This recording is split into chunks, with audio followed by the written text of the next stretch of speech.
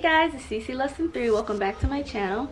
So, if you've been following me on Instagram or watching my YouTube videos, you know I've been in the US for the past few weeks, I guess about a month now, visiting home and everything. And I'm trying to decide if I'm gonna go back to Korea or if I'm gonna move on to like Japan, for example, because I went to Japan for a week and I really liked it there.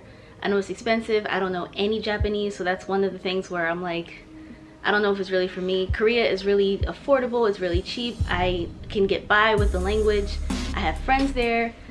I'm familiar and comfortable there. So there's a lot that I'm considering, pros and cons wise, I guess. But one of the things that a lot of you guys have asked me about is like the beauty standards in Korea. And that's one of the reasons I'm not sure if I really want to put myself back in that environment, especially being back home and seeing, you know, so many different ideas of what beautiful is and what pretty is, and falling back into my confidence. Like, I feel great about myself when I'm here in America, but in Korea, when you see billboards and music videos and movies and people walking around and they all look like the ideal beautiful princess or whatever, and that's what everyone wants you to look like, it gets to you after a while. A lot of you guys probably know that Korea is like up there, if not number one, maybe number two, definitely like top three when it comes to like plastic surgery and all sorts of like beauty enhancement treatments and skin products, and Korean beauty and all that stuff is definitely on the rise. People come from all over the world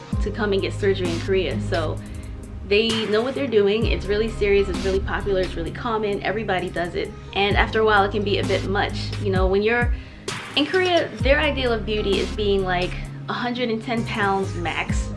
If for a girl, like 110 pounds max, as white as like paper or a ghost. Like, there's this popular thing where it's like glass skin, where your skin is like, and I'm sure it's not literally like transparent or anything, but like they want your skin to be like just glowing and just unnaturally glowing and transparent and clear and whatever. And you're supposed to have these really big eyes, double eyelids, the tiniest tiny face, a lip color that pops, a pronounced nose, like, and you see all over Instagram, for example, if you look up like what's the hashtag, like orjang, and you see these girls and boys who do their makeup and get surgery to make their eyes look unnaturally big. They get surgery to make their jaws just go away. It's just, that's what they expect you to look like. And don't get me wrong, like, I don't think I'm ugly or anything like that, but I don't go around acting like I'm a beauty queen or the most beautiful thing. And honestly, getting compliments makes me uncomfortable. So I try to keep myself humble but confident, you know what I mean? And that's kind of a hard level to maintain. Here in America, like, I feel like my head is clear again. Like, I feel great right now. Like, I get compliments from people and I can actually accept them and be like, oh, okay, cool, thank you. I don't know, it's weird. And in Korea, I spent, especially my first like 6 months in Korea, I bought so many, I just wanted to try everything to try and look my absolute best all the time. I have bags full of unused makeup that I just gave to friends or gave away or threw out. All these skin cleansing and skin toners and treatments, all this stuff. I spent and wasted so much money on all of that. I guess towards the last year, I've gotten to like a routine where I can feel comfortable with what I'm doing with my skin and my makeup and everything, but it was a hard balance to find. And like, I noticed in Korea, my insecurities were way different than they were here in the States. In the States, you know, I've always been insecure about my small chest or my small butt or maybe even my height a little bit. And in Korea, I was more insecure with my skin. Not like my skin color, because I love my tone. Scarring, hyperpigmentation. I'm like, have my pores always been this big? My skin is loose. My skin looks dull. It's like not that glowy look that everyone in Korea wants. And that's why I was so quick to try so many products. And I think I got like a mini Fraxel that didn't really do anything for me. I tried so much because I felt so bad about myself and like how I looked. Like, I could maybe walk out of my apartment looking in my mirror, I'm like, okay, I look good.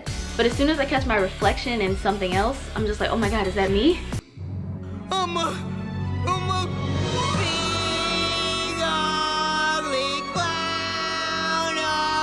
And not that I should place my value or my worth in what other people think of me or how they feel about me, but it doesn't help when you're in a place and you're trying to meet new friends and make connections and get involved and be out there, and you feel like you're not worth getting to know because people will talk to you for like a week and then just cut you off for no reason, literally no reason. You just start getting left on red, and that's just normal there. Here, I mean, at least I get a reason. I'll get a reason for why something might not be working out, but in Korea you're just left guessing, and you start to wonder all these things like, what did I do, what did I say, what's wrong with me, you know? And like, it's especially hard when you're out. Like, okay, I remember at one time in particular I had a bit of a breakdown. Like, I had a lot of just emotional days in Korea, and when I'm looking back on it now, I'm just like, why? Like, what? I don't even know what triggered it. I don't know if this is still a thing, but like, if you're a foreigner during Chuseok, you can go to Everland and get your admissions ticket like discounted. So we went in 2017, we went in 2018, just because it's like a tradition that me and my friends started to do. So I went to Everland in October 2017. Me and my friends, well, first of all, I kind of got invited as like a last minute sort of tag along. They're all in the same province teaching. They're all from South Africa. I was the only American, and I was the youngest one too, so I kind of felt a bit out of place and a bit left out. And we got there and they spent all their time looking for like food, so we got on one ride. We got on the T-Express once, and then I had to leave, and they were staying in a hotel like near Everland. I had to go all the way back to Seoul. So I'm taking this bus back by myself, and I see all these people, you know, they're cuddled up, they're with their friends, they're happy, and I just felt so alone. And I remember the bus dropped me off in Gangnam Station, and I just remember it was like a full moon, the weather was nice, I'm just walking around outside, and I was tempted to just walk all the way back to where I was staying in Seoul, because this is when I still lived in Jeju. So for all of Chuseok, I just stayed in Seoul. I got to my room and just started to cry, and I don't know why. Like, I still, when I'm just like, what was wrong with me? I don't know, but walking around, I was just listening to music, and I just wanted to walk. I just felt so bad, so unhappy, so low. And seeing people with like connections and friends and loved ones just did not help. I went home, well, I went back to my hostel or whatever, and I like washed my hair, I redid it, I put on a cute outfit. I got invited to Everland the next day, and I felt so much better about myself. I don't know what it was, but like, this was my friend I went to Tokyo with, so we had been pretty close, and she was inviting me to meet up with other people in the same English program, and I hadn't seen them since orientation, so I figured it might be fun. So we went to Everland the next day, and I had a blast. Like, everything ended up working out where I got to move and stay at their guest house, and I spent the rest of Chuseok with them, and it just worked out. And I remember just feeling myself and feeling happy. And you know how there's a difference from when people are looking at you like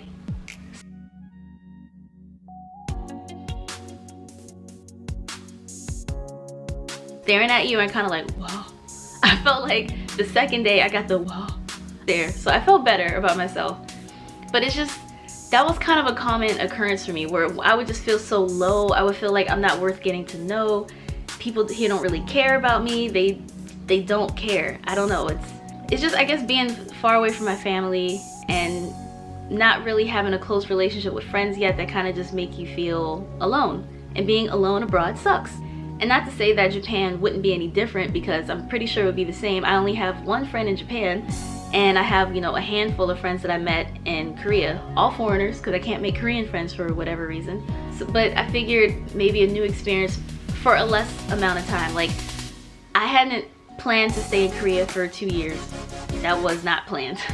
So it's just things that I'm considering. It's just the beauty standards. Like, when I was in even the 1 week we spent in Japan, I could pick out the people who were Korean because I recognized their same makeup, their same style that they dress, the same, I mean, not even hearing their language. Obviously I can tell Korean from Japanese, but like, if I'm just looking at them, me and my friend, we were playing a game. We're like, she's Korean, he's Japanese, she's Korean, he's Korean. And we could just tell based on their makeup style and how they were dressed, and we were right.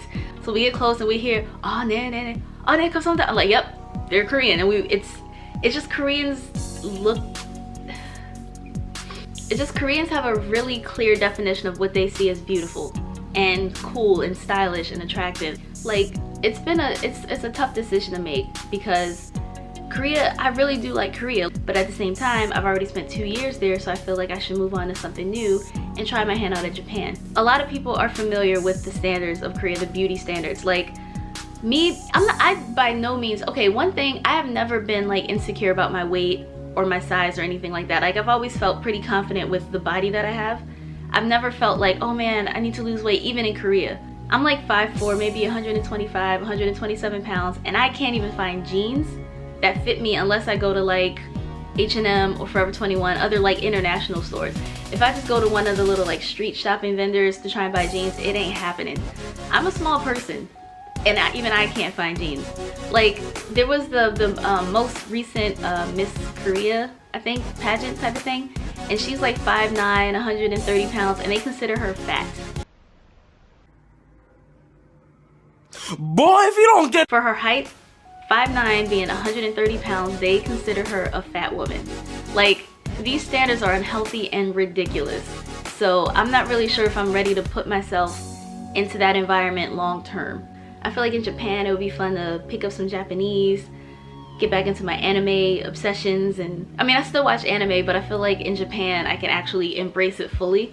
So there's a lot that I'm excited about. So yeah, and don't get me wrong, like it's a really cool environment. Like, for example, one of the things I'm the most happy about with my time in Korea, I really improved my skin a lot. Like, I don't have these scarring issues anymore. I don't really break out in pimples like I used to anymore. My pores are a little bigger here than I would like, but I'm still very happy with my skin. Even my mom, she's like, what's that cleanser you use on your face? Like, she sees me wearing my mask and everything. Korea is definitely #1 for skincare for a reason. It's great there. So it's a good way to like step up your personal care and everything, but it's also a place where you feel pressured. You definitely feel pressure to try and look your best all the time. Alright, that was just a little rant, I guess, about some decisions I gotta make, and insecurities and skincare, beauty, all that stuff about Korea. So, thanks for watching. If you did, remember to like, comment, share, and subscribe. Also, hit the little bell so you know when I upload my videos, because I'm back to doing them once a week. Maybe even sometimes twice a week. We'll see how my time goes, but I'll see you next week. Annyeong!